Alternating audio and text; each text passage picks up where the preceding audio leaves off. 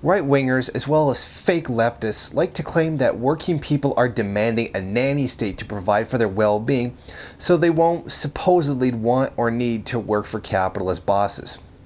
What they don't realize is that the capitalist system is what truly needs a nanny state to protect it. Without a powerful state to keep everything and everyone in order, the entire system would fall apart. Don't believe me? I would like the people who champion stateless capitalism, minarchist capitalism, to consider the following scenario.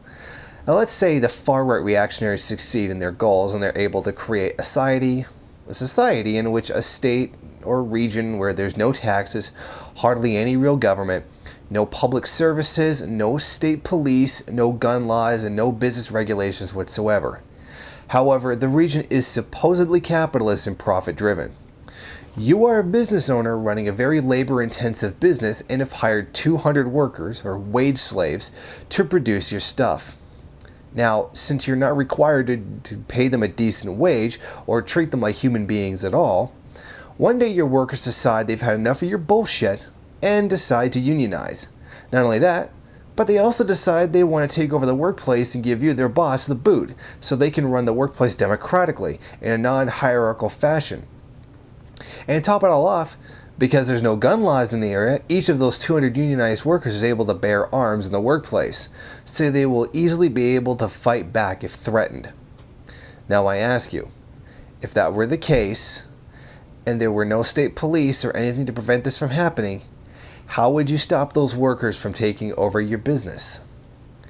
Capitalism cannot exist without a powerful state to protect it, and never has. Without a state, what would protect business owners' private property?